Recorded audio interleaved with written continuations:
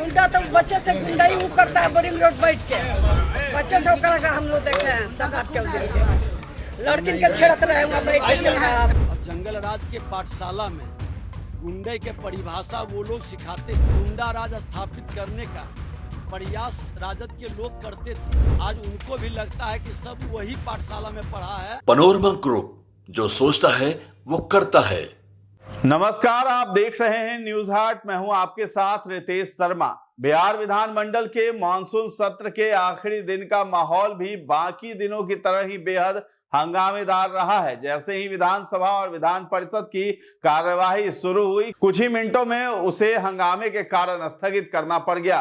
विपक्ष और सत्ता पक्ष के बीच तीखी नोकझोंक और आरोप प्रत्यारोप का दौर जारी रहा। तो सदन के भीतर कार्यवाही भले ही स्थगित हो गई, लेकिन बाहर बयानबाजियां और आरोपों की राजनीति चरम पर रही। विधान परिषद की नेता प्रतिपक्ष और पूर्व मुख्यमंत्री राबड़ी देवी ने उप मुख्यमंत्री सम्राट चौधरी पर गंभीर और व्यक्तिगत आरोप लगाए हैं। उन्होंने कहा है कि सम्राट चौधरी बचपन से ही गुंडा प्रवृत्ति के रहे हैं। राबड़ी देवी ने खुलकर कहा है कि वो सम्राट को बचपन से देखती आ रही हैं और उन्होंने आरोप लगाया कि बोरिंग रोड इलाके में वे लड़कियों को छेड़ते थे। उनका कहना था कि जो खुद गुंडागर्दी करता है वो दूसरों को कैसे गुंडा कह सकता है। ये बयान बेहद विवादास्पद रहा और इससे राजनीतिक हलकों में हलचल मच गई है। तो आप भी वो बयान देखिए राबड़ी देवी का।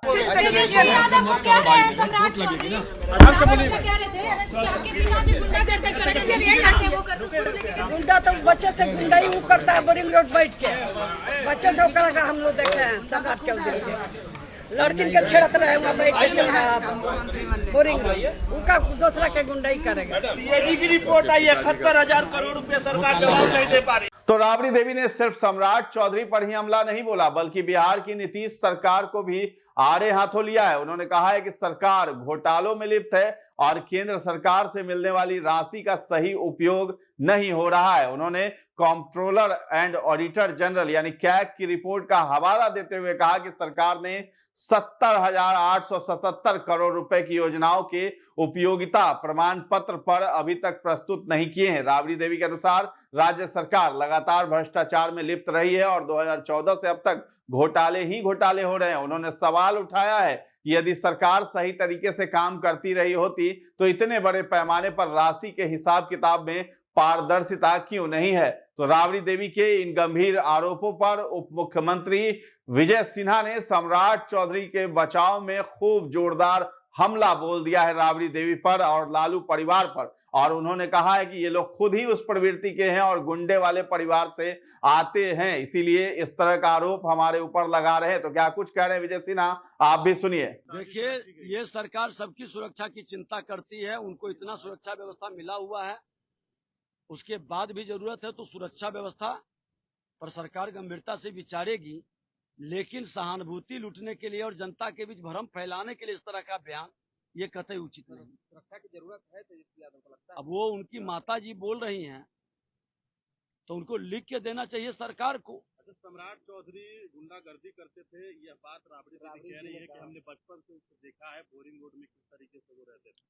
अब जंगल राज के पाठशाला में गुंडे के परिभाषा वो लोग सिखाते थे और गुंडा राज स्थापित करने का प्रयास राजद के लोग करते थे। आज उनको भी लगता है कि सब वही पाठशाला में पढ़ा है। ऐसी स्थिति नहीं है। आज आरोप लगाना आसान है। अपने दल के लोगों को जो गुंडे की भाषा सिखाए हैं उसको फिर अब संस्कारित करें। बिहार में अब सुशासन का राज्य है।